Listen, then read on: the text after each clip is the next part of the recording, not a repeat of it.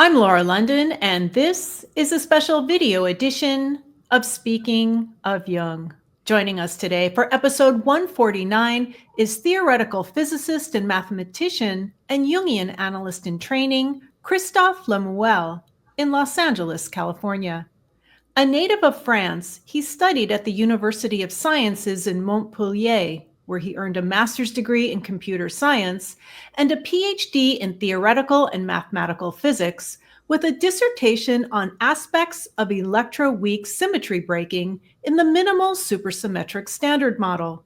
He spent 2 years as a postdoctoral fellow in high-energy physics at the Aristotle University of Sciences in Greece, where he researched features of new physics at very high energy levels, pointing to implications for astrophysics' dark matter puzzle. After returning to France, Dr. Le Mouël worked as a physics expert and engineer, consulting for the French National Center for Nuclear Energy. He then made his way to the United States, where he became executive director of the C.G. Jung Institute of Los Angeles in 2007 and continues to serve in that role to this day. Since 2010, he has served on the editorial board of Psychological Perspectives, the Los Angeles Jung Institute's quarterly journal of Jungian thought. In 2015, he was named their science editor and became editor-in-chief in 2017. He is currently an analyst candidate in training at the Research and Training Center for Depth Psychology, according to C.G. Jung and Marie-Louise von Franz in Zurich, Switzerland. His particular area of interest is the connection between matter and psyche, and bringing ideas from physics to his work with dreams. His correspondence with Marie-Louise von Franz 2 years before her death led to his work on the book Conversations with Marie-Louise von Franz on Synchronicity and Numbers, Insights and Amplifications, co-edited with Swiss psychotherapist Robin Mindell. The book chronicles a series of conversations with von Franz at the end of her life and is scheduled to be published later this month by Inner City Books. I first encountered Dr. Le Mouël while watching his presentation Signs in the Sky in Jung's Red Book and Dreams during the panel discussion on flying saucers presented by the Jung Institute of Los Angeles in January. His talk was part of a longer paper discussing the changes in our times using Jung's images from the Red Book. Dr. Le Mouël's other publications include the articles Jung's Axioms, an introduction to Jung's note on number, Psyche in the Age of Artificial Intelligence, and Perspective, Transcendence and Wisdom. Dr. Le Mouël will join us after these words. Speaking of Jung is a listener-supported show. Please consider contributing to our Patreon for just $5 a month, and you will receive all of my research notes for the featured episode of the month. And please be sure you are subscribed to this YouTube channel. It helps us get more exposure and it's free. I am also here to remind you of the importance of recording your dreams. Temenos Dream is a revolutionary dream tracking app available for iOS and Android. Now you can record your dreams by speaking into your phone or typing them into the app. Search for myths, legends, and fairy tales related to the themes in your dreams. Use the new advanced AI interpretation with a focus on Jung's work, looking closely at symbols and associations to consider shadow, anima, animus, archetypes, and much more. Simply download the app and create a free account. Unlimited use is available with a premium subscription. Click on the link in the description box below or on our website, speakingofjung.com, where you will find links to everything discussed in this episode in the show notes.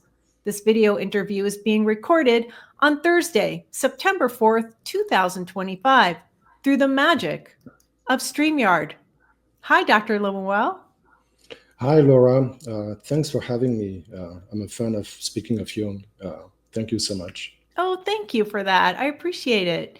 It is so good to finally meet you. As I said in the introduction, I first saw you on the panel at the LA Jung Institute when there were 4 Jungian analysts. You're in training, speaking on Jung's essay on flying saucers. Today, we're here to discuss this new book that will be coming out, hopefully by the end of this month, published by Inner City Books. And it was a huge surprise to me when I found out about it. Tell us a little bit. Yeah, it was a huge surprise to me too. I heard about these conversations with Marie-Louise von Franz in 2018, I think. A friend of mine who was a co-chief editor of the journal Psychological Perspective, Tom Elsner, told me that he had met someone called Roy Freeman, who had been part of conversations with Marie-Louise von Franz at the end of her life. And he told me, well, I'm going to put you in contact with him. He's a physicist, and probably you're going to have fun talking to him. And so I communicated with him. So in 2018, and of course, he didn't give me the conversations. He was just talking about them and saying that he didn't have the rights of the conversation and he couldn't share the book. So he told me, but what you can do is maybe contact directly the person who is in charge of the book, who has the rights. It's Robin Mindel, and ask him if he wants to maybe publish it. And so this is what I did in 2018, 2019. And so I said, well, I would like maybe to publish it or in Psychological Perspectives. And he responded immediately, because actually at that time they were considering publishing the book. So for him, it was really a kind of wink from von Franz that I would just connect with him at that time. So we started to talk. He came to Los Angeles to visit, to meet also. And so we talked about the project. First, we needed to make sure that everybody who was part of the conversation would agree that we could publish them. And eventually, when that happened, he told me, well, we need to find someone to edit the book. Why don't you do it? Because we need someone who knows mathematics well, because it's full of mathematics. We need someone who knows physics well too, and someone who knows the work of von Franz and Jung well as well. So you don't have a lot of people who can have all these parts. Right. So I was like, okay. That was quite a surprise to me. And actually, I started doing that in 2019, 2020, I think. It was during COVID. Yeah. It was a project that I carried during COVID time. And it was a very, very meaningful work for me to be in touch with these ideas of von Franz at the end of her life. I was really surprised by many, many things she was saying. Because it's one thing to see, to read the books of von Franz and see all the scholarship. It's something else to be part of the conversations, because she's a little bit more open to different things. She's suggesting ideas without saying, well, this is true or not. This is a kind of way where you can make progress. She was talking about visions of Jung also when he was dying, and I was really shocked. And I could see that at the end of her life, she was really someone who she had Parkinson's, so she was diminished, but her mind was not. The process really continued. The intuition process continued until her death, I think. The conversations go from 1993 to 1998, so just a few days before she died. And so you can see that, well, at the end, she couldn't really do much, but there's a few excerpts from conversations and in the book. And it was really meaningful to see that she was there until the end. So it was really, really moving for me to work on this project. So I'd like to back up a little bit and ask you about how you first became acquainted with her, how you got involved in Jung's work. I mean, as I said in the introduction, you have a master's degree, a Ph.D. in theoretical physics, and you are a mathematician, and now you're training to be a Jungian psychoanalyst. And I find that fascinating. I've had a lot of guests who had other careers before they decided to train to become a Jungian analyst. And so I'd like for you to tell us a little bit about what happened in your life that where you decided to kind of change careers, but you're bringing all of your work as a physicist into your work as an analyst. Yeah. I mean, I discovered Jung when I was 16, 17. At that time, I was writing poetry. And the poems I was writing were very strange. People were a little bit worried about them because they were very archetypal. And at that time in France, I didn't really know what the unconscious was. I didn't know what archetypes were. I didn't have any word for that. So I was just writing things. And it was about a process of death and rebirth. And it was prophetic of what happened to me. I had a kind of depression around 18, 19 until 22, 23. So for 4 years, things went really dark. And it was during my studies in physics. So even before knowing Jung, well, first, I need to say that the poetry that I was writing, at some point, I tried to find out if I was crazy or not. So I sent that to a therapist, and she didn't say anything really about the poetry itself. She just sent me Man and His Symbols. And I read that book, and I was like very surprised and shocked because it was really my language. Yeah. And there was an essay at the end of by Marie-Louise von Franz on matter and psyche. And it was really moving to me because I was planning on becoming a scientist. And I didn't know that there was any kind of connection between my interest in physics and my interest in poetry and all these images that were coming from the unconscious. So after that, I started to really read Jung, which is fairly difficult in France because we don't have the collected works. Not a lot of things is published in France. Well, it was the case at that time. And so, but I read everything I could. And then eventually I went to analysis. It was in 1994, 5, I think. And I was talking to my analysts about my really deep passion and love for von Franz. I was reading Number and Time. I read it many times. I still don't quite understand it. But at some point, my analyst told me, "Why don't you write a letter to von Franz?" She told that to me, and I was like, I'm not going to do that. I was 24, 25. She was really the big person for me, and I didn't dare doing that. And so I did that. She told that to me, and I went back home that day for when I went for analysis. And so I was so tired that when I got home, I just took a nap. And, during that nap, I had a dream where there was a line of people and something had to be done. And I didn't know exactly what that dream meant. And so I went to my table. And so at that time, it was sundown. And so the sun was really giving on my by the window. And so there was suddenly a huge shadow on the balcony. And so on the wall just in front of me, and it was coming from a bird on the balcony, and it was a pigeon.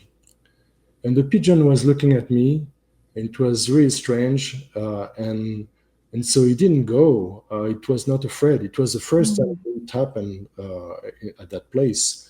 And so I went to the balcony and I opened the window, and he looked at me, and it was staring at me. And he had two kind of things on its legs, the kind of thing that for me was, after that, I associated that to the carrier pigeons, transporting messages. Mm. And so it looked at me, and then it went down on the balcony and went in the direction of the kitchen. And I went through the apartment to the kitchen, and I tried to feed the pigeon, and it didn't want anything, and it was just looking at me. And then it took off, it left. And then I went to my table, back to my bedroom, and I wrote a letter to von Franz. Wow. And I told her the story of the pigeon, of course. I told her that there was my interest in her work on fairy tales, her work on number and time, that it was next to my bed. And I just wanted to, that's what I said at the end of the letter, thank you for everything you did. Yeah. It's really very important. And so I wrote the letter, and I gave it to my analyst, who sent it to von Franz, and I was not expecting anything. But a few weeks later, I received a letter from von Franz. And at the end, it was actually in 95, and it was very short. And she said, "I'm too old and sick to respond, but the pigeon will." And it was very moving to hear that. Yeah. So I always felt that connection was with her. So when I heard about these conversations in 2018, I was of course extremely interested, because I wanted to know what she was working on. And it's also the time when I studied the Zentrum, 2019, 2020. So for me, and so I got, of course, a kind of stipend for working on the book. So I didn't know how to finance my studies at the Zentrum. And actually, well, this book, von Franz, helped me to pay for it. Wow. So she financed my studies there, which is. So when I started to work on the book, I had a dream with her too. And in that dream, I saw that she was old, and she was going to give a conference, maybe the last conference. And her voice was not carrying, was not quite powerful. And so my job was I was a tech person, and I went around her and I put some mics around her. And it was a dream. And I realized that my job was not to intrude in the conversations. So I did a lot of editing, but mostly removing things that were not really part of the book. What I did is put a lot of footnotes. So there are many footnotes in the book. What I tried to do is, every time she would refer to something that was part of her work or part of Jung's work, I would just put a footnote and make a quote. So it was a way to amplify her quotes in the conversations. So there's lots of footnotes, and it took me quite a lot of time to do that with Robin Mindel. And so I think it was very meaningful work for us. Robin Mindel at some point also had a dream. He was very, very close to her. He was actually von Franz's godson. And he had a dream with her with a blue robe, and it was a very intense dream, I think. And she told him that this conversation needed to be published. And important. So it was really for us a labor of love, trying to get these last words of von Franz out. So tell us a little bit about the actual conversations were with whom? Yeah, so there's different people, but the main three people were Nora Mindel, who was a Jungian analyst, David Eldred, also a Jungian analyst in Zurich, and Roy Freeman, who was a physicist. So Roy Freeman actually met with von Franz at the time of the conversations, and it was interesting because he was bringing that side of physics, and you can see the transformation and the dreams of Roy Freeman. He's bringing his dream to the conversations, and von Franz is interpreting the dreams in a way that was really in the direction of trying to create a new science. She thought that science as it is done is not enough. It's great. There's so many things that we can do with science, but it was missing the dimension of meaning and many other things. And so she thought that science needed to be changed and transformed. And one of the parts that she really covers a lot in the conversations is, well, synchronicity on one side, but also numbers, which was really a kind of deep interest for von Franz, and she got that from Jung.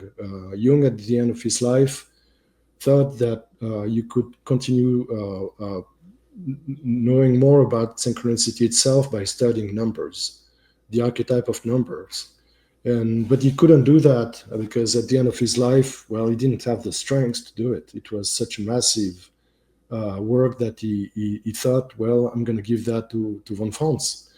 And he wrote a note on numbers, which is really stunning, which is also part of the book, and where he talks about the properties of the first 5 numbers, but also there's a kind of equation which is really strange, where he connects the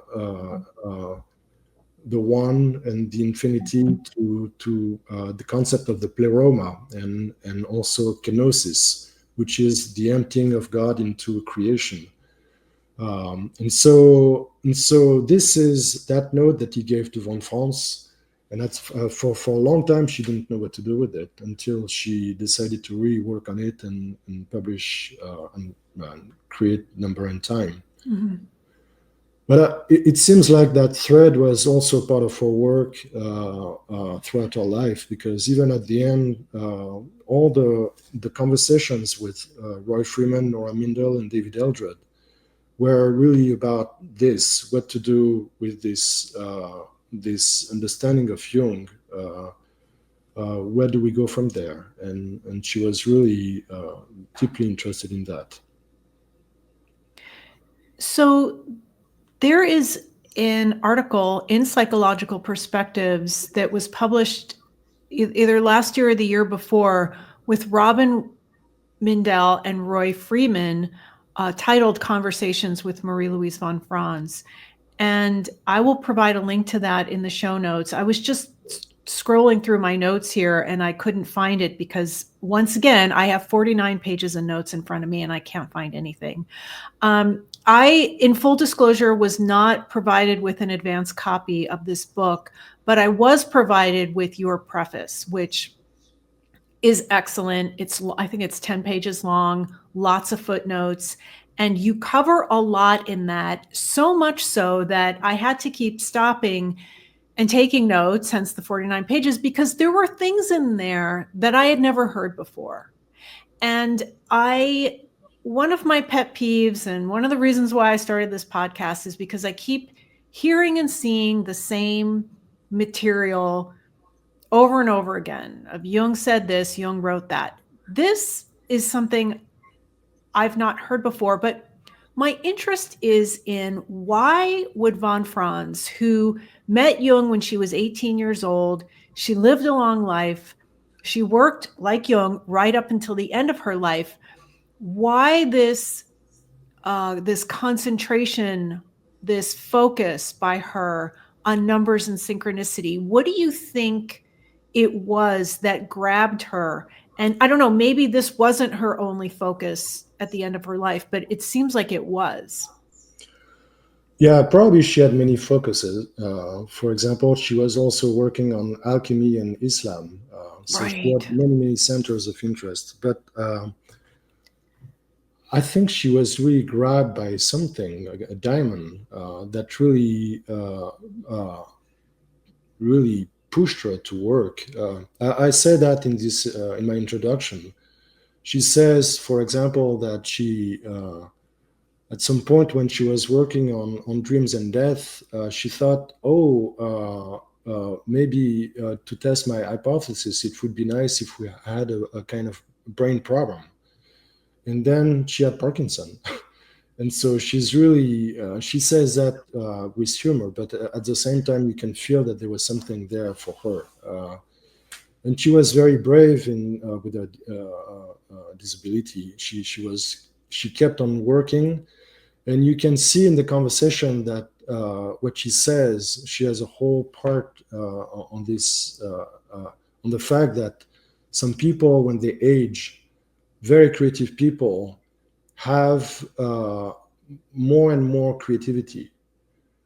She tells a dream, for example, where there was a kind of pool, swimming pool, that was full of fish, and so many fish that they couldn't move, and so she had that creativity was really taking over her life. And she says that probably this was the reason of her Parkinson's disease. The psyche was really overwhelming the body, and the body was not able to continue working normally. And she said that Jung was exactly in the same way. In the conversations, she said, for example, that Jung was saying that he couldn't stop the stuff anymore. It kept on going, kept on happening. And so, well, eventually what happens is, well, you die of that. So it's not like, for some people, creativity doesn't stop when you age. It keeps on growing, and it kills the body in some way. I'd like you to say a little bit more about that, because I do have that here in the notes. This is on page 20 of your preface, toward the end of your preface. You write, near the end of his life, Jung once said to von Franz that he could not stop the influx of the unconscious any longer. The dreams von Franz reveals in the conversation show how she also experienced a heightening psychic intensity toward the end of her life. When someone can no longer integrate such intensity, it acts like a high-frequency electrical current torturing the body, possibly leading to psychophysical disabilities. Von Franz thought that one could view schizophrenic cases as short circuits of the brain. She even understood the onset of her Parkinson's disease in this light. That's fascinating. I've never heard anybody say that before. It's same for me. I had dreams in that direction, actually, telling me how probably my life is going to end. And it was not nice. It was more like the multiplication of faults in the ground, where things would come out and really take over the word. And so I can relate to what it is.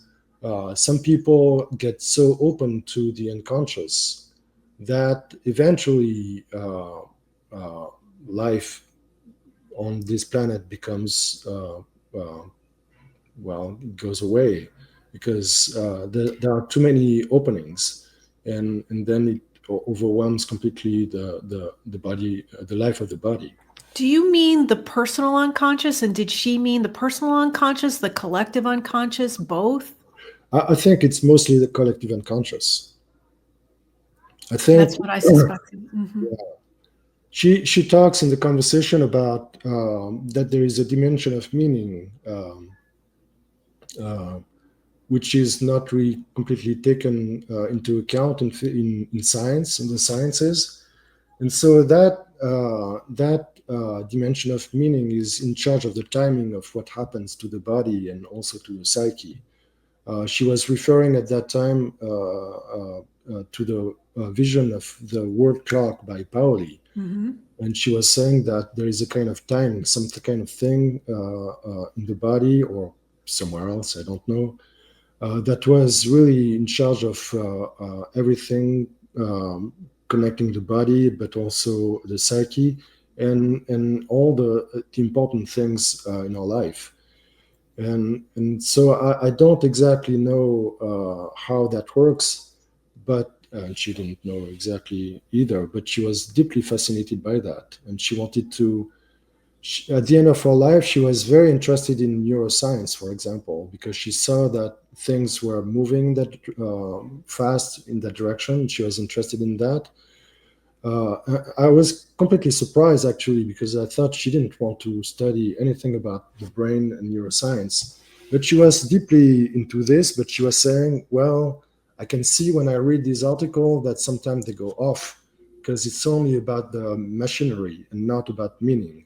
Yeah. That she was deeply interested in how to understand what happens to us, to our body, and to our psyche, and all these, how they come together and how they can maybe come apart.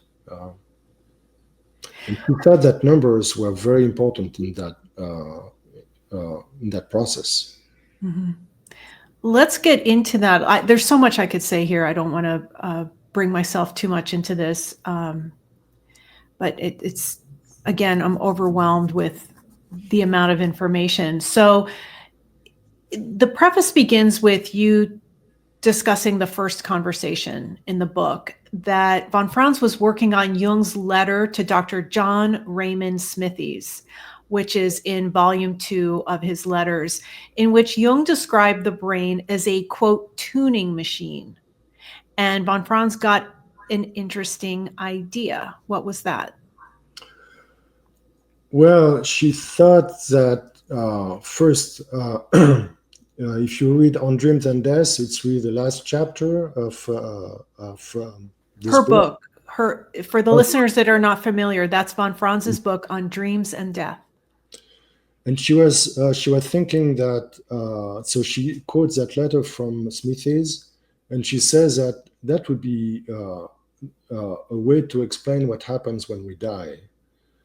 She thought that something happens with this kind of, where the brain is a kind of tuning machine, and she thought that number was involved in that process. So it's a kind of, you can compare it to a kind of computer if you want, but not the kind of basic computer where you process numbers, because for her, numbers were full of meaning too. There was a qualitative aspect to numbers.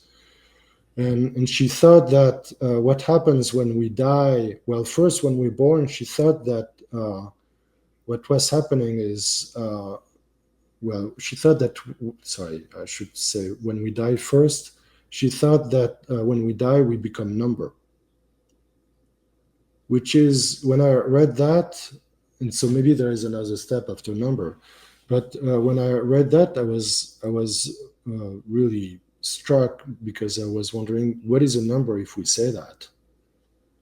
What is exactly a number? And because it's really strange to see that it's a kind of new idea. And so that's why I started to look into the conversations to see what a number was for her. Mm-hmm. And you can see that there is lots of things coming from number and time. And you can see that this kind of explanation that she's trying to get is to see that there is a dimension of meaning in which is coexistive with psyche, with matter, sorry, and that really physics doesn't take into account. And yeah, so it was really hard for me to understand what she was saying, and at the same time, I was trying sometimes to refer to my own dreams. I remember that at some point I had a dream when I was during my Ph.D. in physics, and I was talking to a physicist, and I told him, if I let unfold what I think about numbers in my brain is going to explode. And it's, I think that von Franz was going there. She was trying to see that when basically the life process ends, something is really growing out of the body or our life and becomes number. There's a kind of order. At the same time, for her, number was something, the archetype of number is very different than what we have in quantitative physics, where you have 1, 2, 3, 4, 5. All these numbers really, you can do all kind of manipulations with them. It's called mathematics.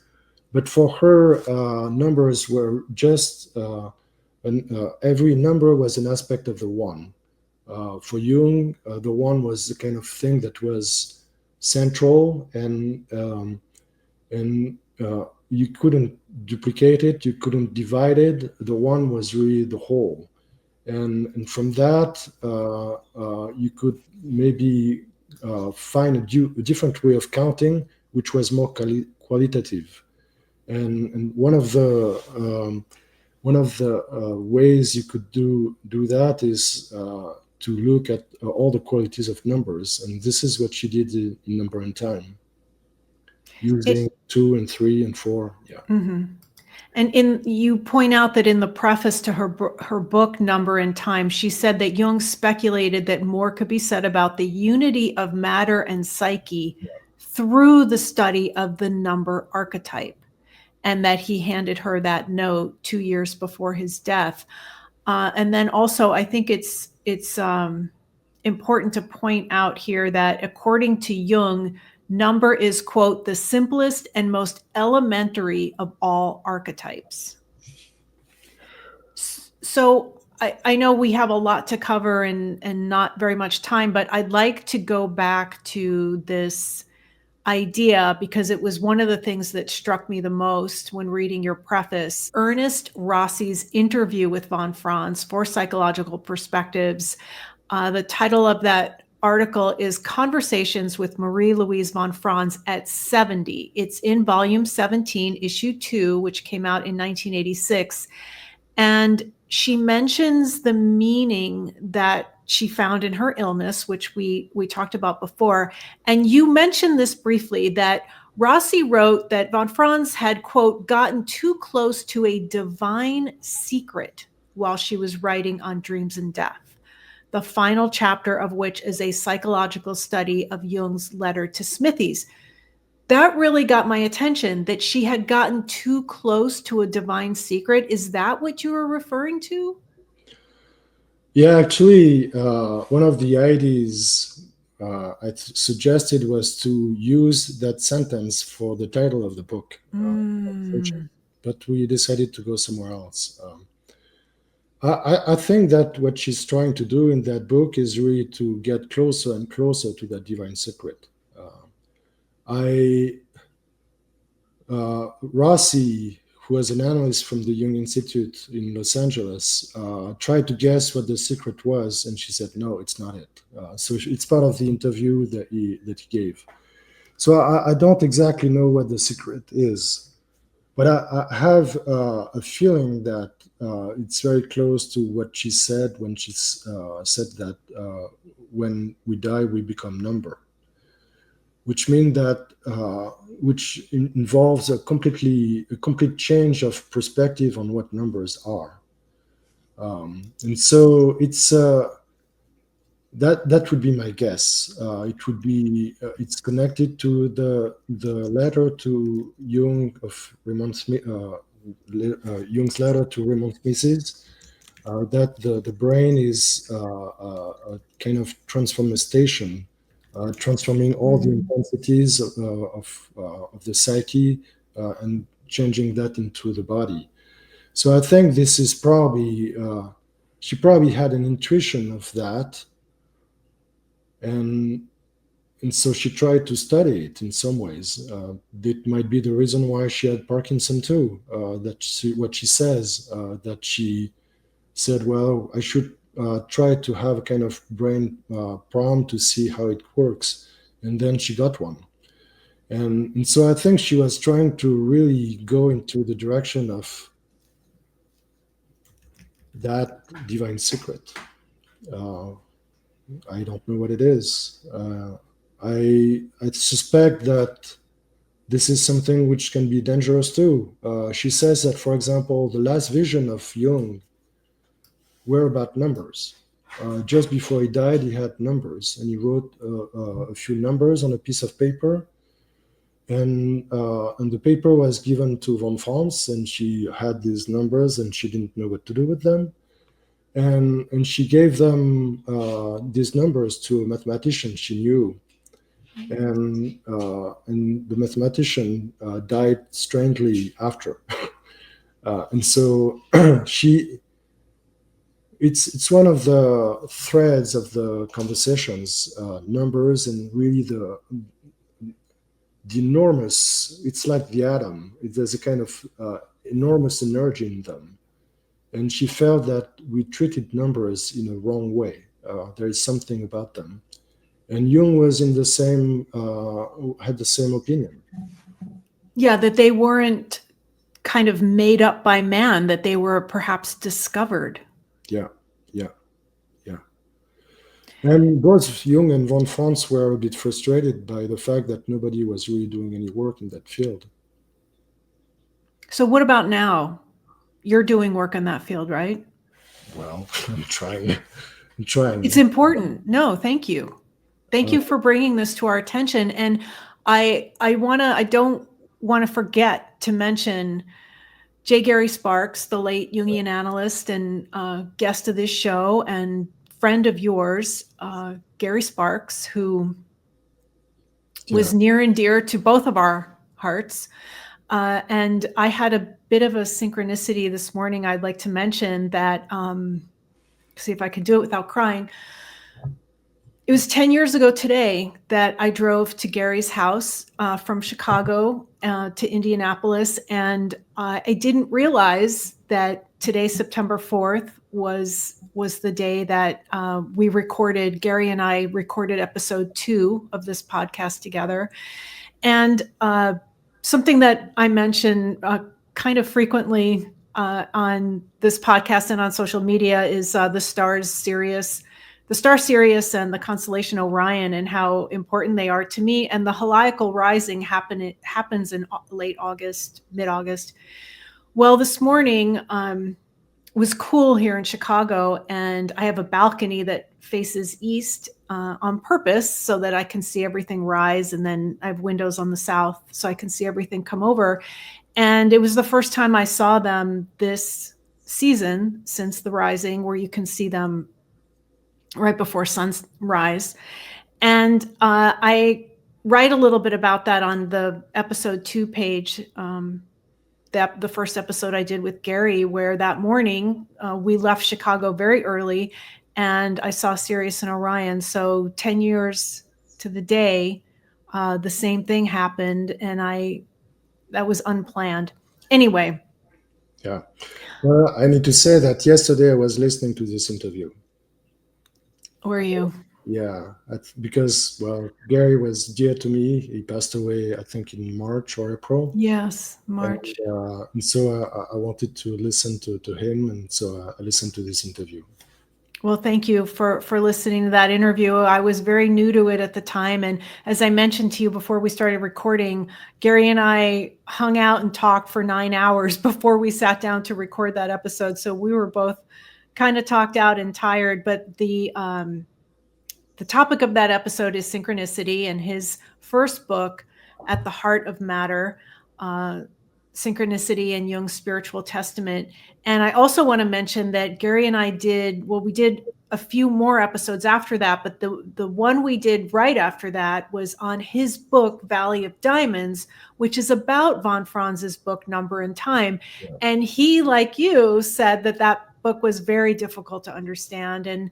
And that's okay, because wasn't von Franz, when she wrote it, trying to get a handle on what she was writing, and she knew that this wasn't the last word? Yeah. I mean, well, it was really Jung who told him to do that. She was close to Wolfgang Pauli, and yes. So she had an understanding of quantum mechanics. She was not a mathematician, but she was so smart that she could catch up with basic understanding of mathematics and the basics. More than that, she had quite a knowledge of it. But she was approaching numbers in a very different way, using that note that Jung gave her, which is really about the one really coming down into matter. And so she was trying to understand that. And so that's the kind of book that I know so many analysts would tell me, I have the book on my shelf, but I don't know what to do with it. And I was so grateful that someone like Gary decided to write something about this book, because I think it's very important. But it's probably the most misunderstood book by von Franz. Nobody understands what it means. And so the conversations really go into that material again and again. And I hope that the conversations will help people to see why it is important that we study numbers. Not in a scientific way like in mathematics, but using a different frame. And so this is what Gary did in his book on the Valley of Diamonds. And he's one of the only ones who did it. There's other people who worked on numbers, but not a lot of people did that in that way.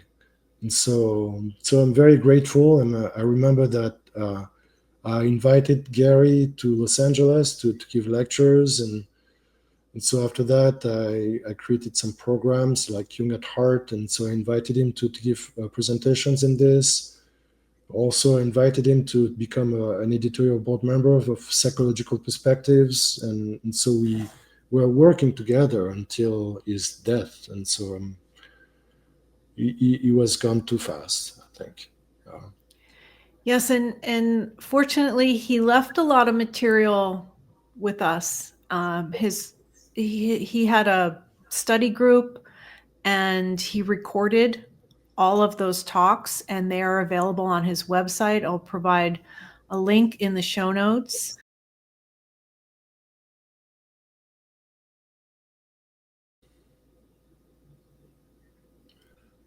But there are many things that you can see about the personality of Marie-Louise von Franz.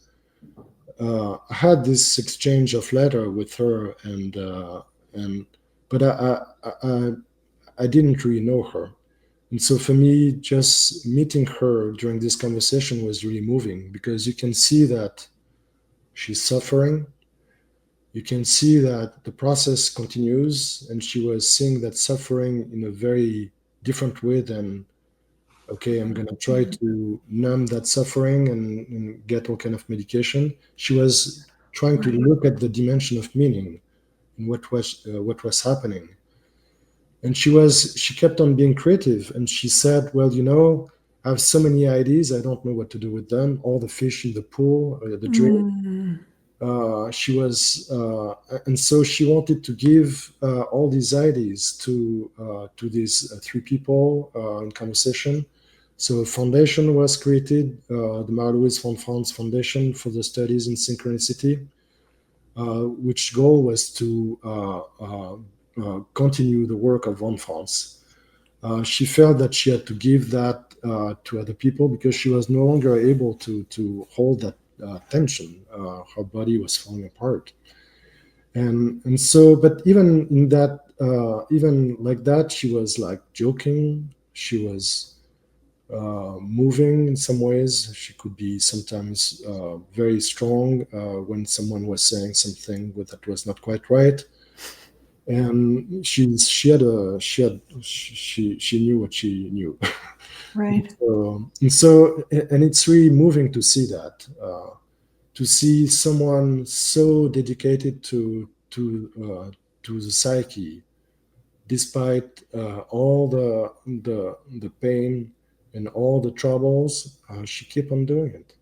And staying conscious, I think that is an important point that I don't want to gloss over.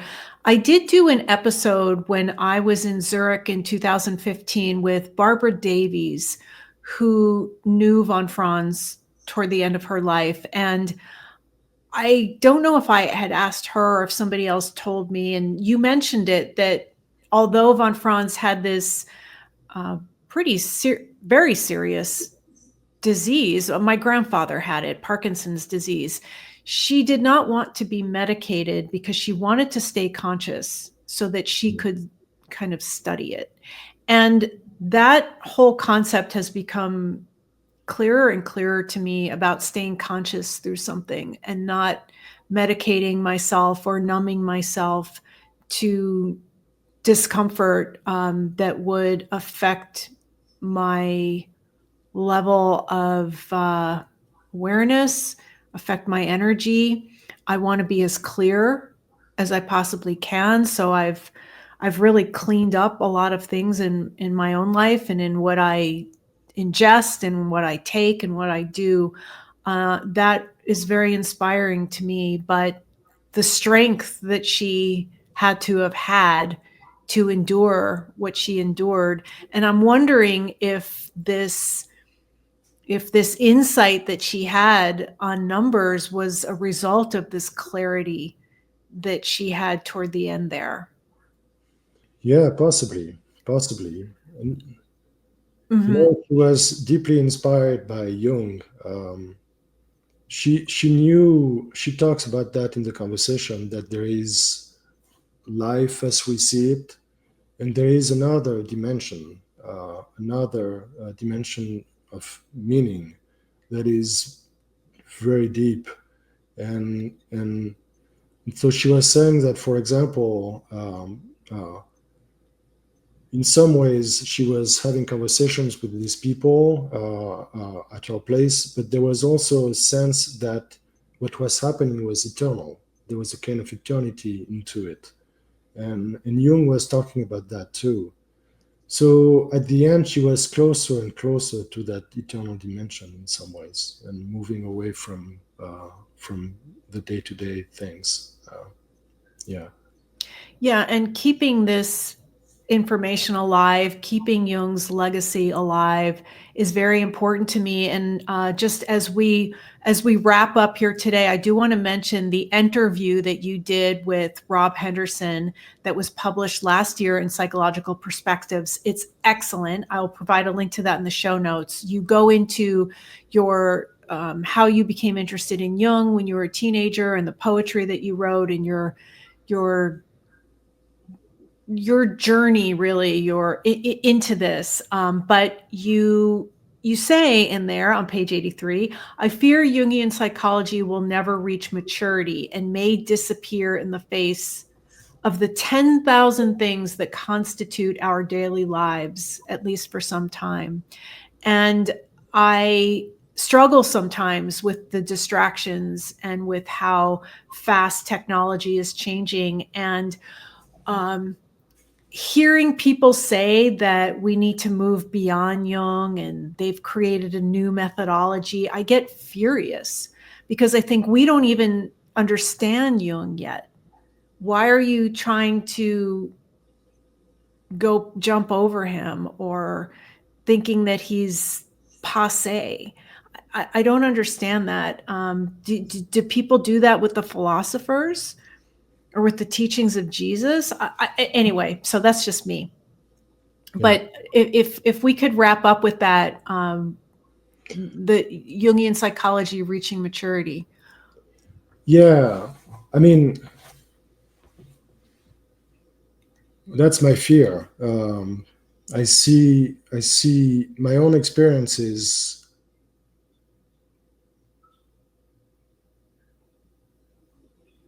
that analytical psychology is a technique too. So you need to. Some people are here to really make that kind of art of healing people better, and that's a good thing. But there is that other dimension of Jungian psychology, which is what we were talking about with numbers. Or with the experience of von Franz when she was dying, or Jung when he was dying, there is a commitment to the psyche that is extremely important, and that is, for me, the essence of Jungian psychology. That I don't think is going to disappear because it's really the stuff of mystics, and that is not going to disappear. Jung tried to cover that up with lots of science and lots of words, but the words don't mean anything. For me, in my own path, I started with poetry, and I didn't know all these words, and I still don't use all the words anima or animus or things like that, because I don't think they correspond to anything. I'd rather have the experience. Yeah. And that experience is not going to go away. But maybe the words are going to go away in some ways. I don't think that Jung would mind. Well, I don't know what he would say. But I don't think he would mind if people abandon these words. But the experience is really important. That is the sense. And you cannot just write books with just words. What is really important is to get the experience, and when you get it, the words don't mean anything. Great place to wrap this up. Thank you so much, Dr. Le Mouël. Thank you so much. It was fun. Speaking of Jung is not just a podcast, it is also a website.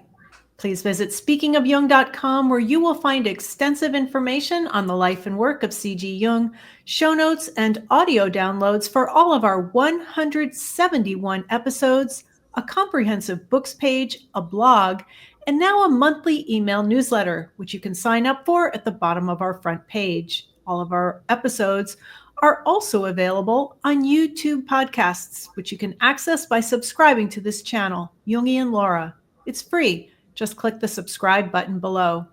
I created Speaking of Jung 10 years ago. Last month was our 10th anniversary, and all of our content is still free to access, but it is not free to produce. Please consider contributing to our tip jar on Patreon for just $5 a month, or visit our support page at speakingofjung.com/support for links on all the ways you can help keep this podcast and our website alive. So with special thanks to Robin Mindell, Scott Milligan, and to Liz Jefferson, I am Laura London, and you've been watching a very special video edition of Speaking of Jung.